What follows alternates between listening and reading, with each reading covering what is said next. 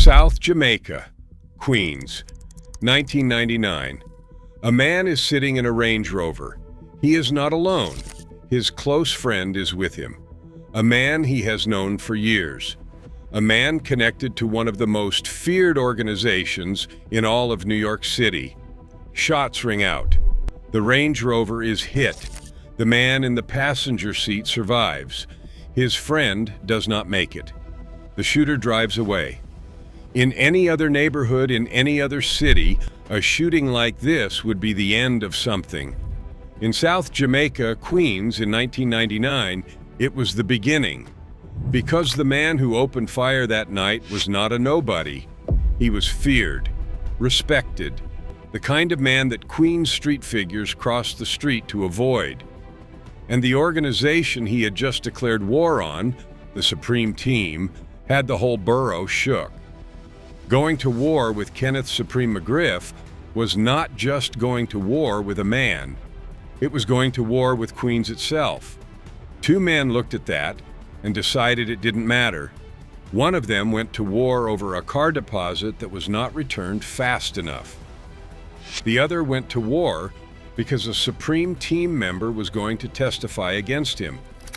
Both of them paid for it with their lives, but not before they changed the course of hip-hop history. Their names were Eric Smith and Troy Singleton. The streets called them E-Moneybags and Big Nose Troy. And this is the story of the two stick-up kids who took the Supreme Team to war over disrespect and forced 50 Cent to choose a side. To understand what E-Moneybags and Big Nose Troy were up against, you need to understand what the Supreme Team was. South Jamaica, Queens in the 1980s and 90s was one of the most dangerous drug markets in New York City history. The Supreme Team, founded by Kenneth McGriff in the early 1980s, built around the Baisley Park housing projects in Jamaica, Queens, $200,000 per day at their 1987 peak. Kenneth Supreme McGriff was not just a drug lord. He was an institution. He had the whole borough shook. Going to war with Supreme wasn't going to war with a person, it was going to war with an organization that had its tentacles in every corner of South Jamaica, Queens. That had the money, that had the manpower, that had the specific organizational infrastructure of a criminal empire that had been building for nearly 2 decades. And he had connections beyond the streets. Murder Inc. records, Irv Gotti, J. Rule. The specific intersection of the drug world and the music industry that federal prosecutors would eventually spend years trying to untangle. When you crossed Supreme, you didn't just cross one man, you crossed all of that. E-Moneybags and Big Nose Troy looked at all of it and crossed it anyway. Troy Singleton grew up in South Jamaica, Queens. His specialty was gunplay. That was not a reputation he had to explain or advertise. In the specific economy of respect that South Jamaica operated on, where what you were capable of determined how you moved through the neighborhood, Troy's reputation preceded him everywhere he went. He wore a big gold medallion around his neck. In the trenches of South Jamaica, Queens, that took a specific kind of confidence. The kind of confidence that comes from being the kind of man that other men think twice about approaching.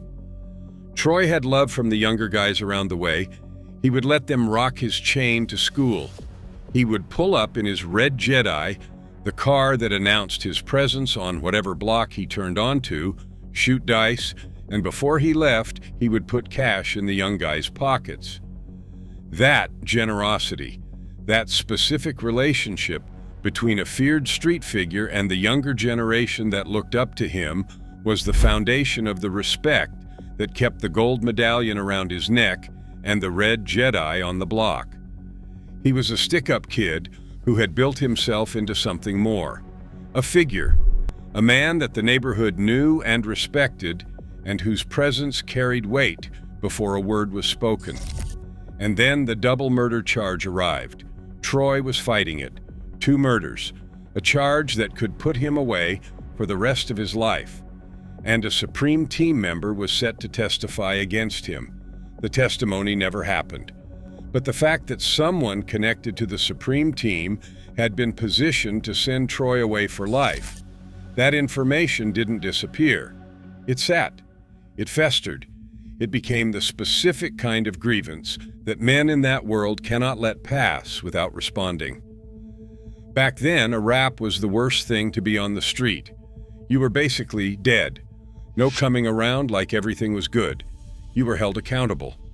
So Troy decided to do something about it. He started pistol whipping and shooting anyone associated with the Supreme Team. Not selectively, not carefully. Anyone connected to that organization who crossed his path was getting handled. He smacked Ja Rule's manager. He allegedly put hands on Irv Gotti himself. It was not the right time to be affiliated with Murder Inc. or anyone connected to Supreme McGriff in South Jamaica, Queens. Troy had sickle cell disease, a condition that could have slowed him down, that could have given him a legitimate reason to pull back from the specific physical danger that his declaration of war was creating. He didn't slow down. He kept going, because the disrespect had been too direct, too personal, too much of a threat to everything he had built to be absorbed and moved past. If you had beef with Supreme, guys weren't coming around you. The whole borough understood what Supreme represented. Crossing him meant isolation in addition to danger. One person who didn't care about that isolation was Curtis Jackson, 50 Cent, already an enemy of Supreme's, already on the wrong side of the most feared organization in Queens. 50 Cent started coming around Troy. The logic was simple.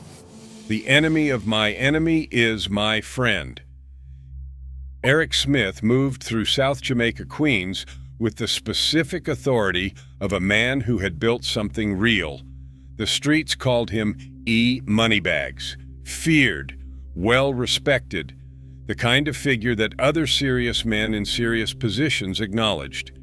His beef with Supreme started with something so small, so apparently ordinary, that it tells you everything about what respect meant in that world. A car deposit. E-Moneybags had given a down payment on a car to Sabrina, a woman connected to Supreme's world. He changed his mind about the vehicle. He wanted his money back. He hadn't even received the car yet. Sabrina didn't return the money fast enough. For most people, this is a frustrating situation. You follow up, you wait, you eventually get your money, or you don't. For a man like E-Moneybags in South Jamaica, Queens, in the late 1990s, being made to wait for money that was owed to him by someone connected to Supreme McGriff was not a financial inconvenience. It was disrespect. And when a gangster feels like he's not respected, the heat comes out. December 1999. Supreme's close friend, a man called Black, sat in a Range Rover. E-Moneybags pulled up and opened fire. Black wasn't hit. The man with Black was hit. He bled out and died. E-Moneybags had just killed a man in Supreme McGriff's orbit over a car deposit that wasn't returned fast enough. Supreme had lost a friend, lost a trusted associate, over money, over respect, over the specific calculation that a man like E-Moneybags made when he decided that being made to wait was intolerable. He probably had the money in his pocket, truth be told, but it didn't have to go that far. It went that far, and now Supreme had to respond. 2 men, 2 separate grievances, 2 separate paths to the same enemy. When Troy and E-Moneybags found each other, they understood exactly what they had. A partnership against the most powerful organization in Queens. They knew what they were up against. They knew they were taking on a kingpin that had the whole borough shook. That, going to war with Supreme, meant going to war with Queens itself. They knew all of that, and they had each other. 50 Cent, Curtis Jackson, was already circling the same world, already an enemy of Supreme's, already the kind of man that Supreme didn't like because he stood up to him. 50. Allegedly told Supreme he wasn't going to leave Murder Inc. alone. Supreme warned him. 50 didn't listen. And then 50 Cent did something that sealed his fate. He put both their names in a song, Ghetto Quran, the most significant track of 50 Cent's underground career, the song that detailed the inner workings of the Queen's drug world. That named names. That put faces and reputations on record in a way that the streets had never been documented before. In the third verse, 50 shouted out E-Moneybags and Big Nose Troy by name. He wasn't just paying tribute, he was stamping which side he was on.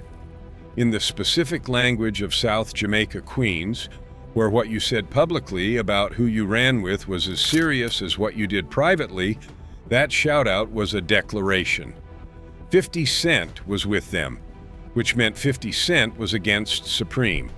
Supreme already knew that, but the song made it official, made it public, made it undeniable in a way that required a specific kind of response from a man who had built his entire reputation on being the most feared figure in Queens.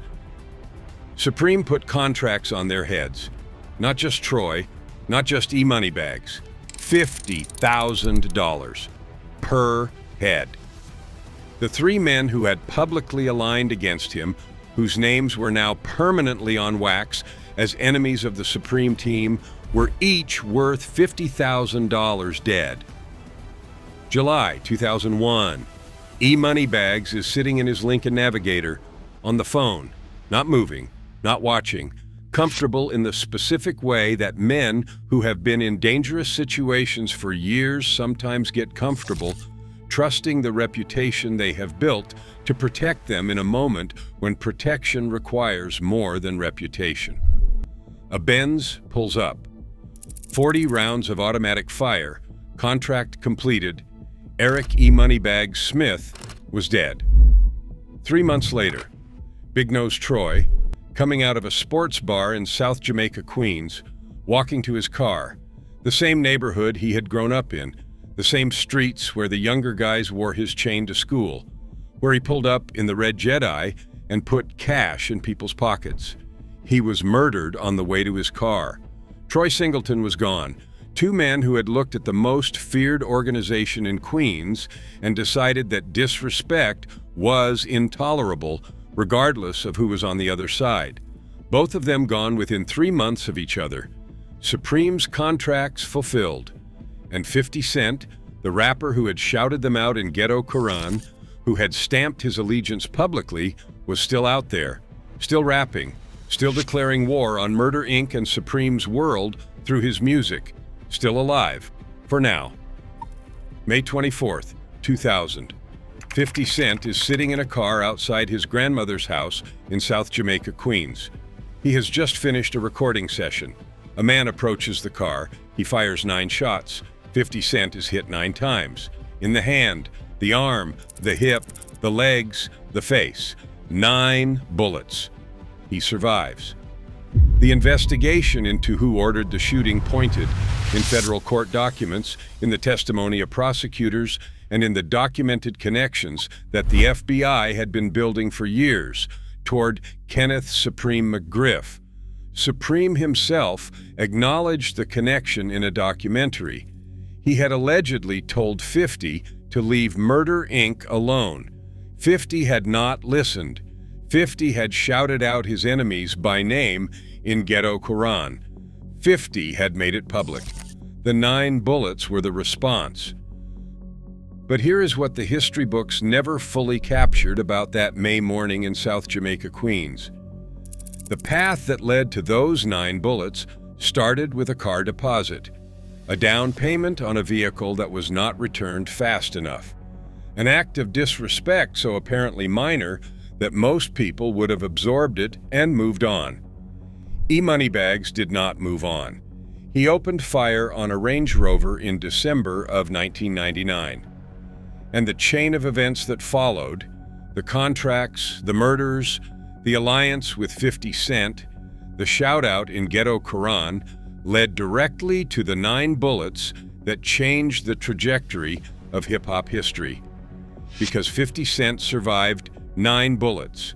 And surviving 9 bullets is what made 50 Cent the biggest rapper in the world. Get Rich or Die Trying, In Day Club, G-Unit, the empire that 50 Cent built, the $100 million vitamin water deal, the television shows, the decades of influence, all of it traces back to a man who got shot 9 times and lived, which traces back to a shout-out in Ghetto Quran, which traces back to Troy and E-Moneybags, which traces back to a car deposit that was not returned fast enough. That is the specific butterfly effect that South Jamaica Queens produced in the late 1990s. 2 stick-up kids who felt disrespected, who went to war with the most powerful organization in their borough, who connected with a rapper who named them in a song, whose deaths and the contracts that caused them led to 9 bullets that created the biggest rap career of the 2000s. E-Moneybags and Big Nose Troy never made it out of 2001. 50 Cent went on to sell 30 million records. And somewhere in a federal prison in Kentucky, Kenneth Supreme McGriff is serving a life sentence. The man who put the contracts on their heads, who ordered the shooting that was supposed to silence 50 Cent, who instead created the mythology that made 50 Cent untouchable. At the end of the day, who really won? South Jamaica Queens in the 1990s ran on one currency: respect. Not money, not product, not territory. Respect. The specific recognition that a man's word meant something, that his money would be returned, that the people connected to powerful organizations would not use that power to make a man wait for what was owed to him. E-Moneybags felt that respect had been violated over a car deposit. Big Nose Troy felt it had been violated when a Supreme Team member positioned himself to testify against him. Both of them decided that the size of what they were up against did not matter. What mattered was the principle, that the disrespect could not be absorbed, could not be swallowed, could not be allowed to stand, regardless of what it cost to challenge it. Both of them paid the ultimate price for that principle.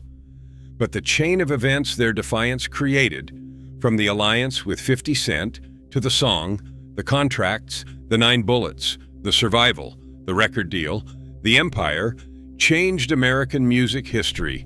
2 stick-up kids from South Jamaica Queens, who went to war over disrespect.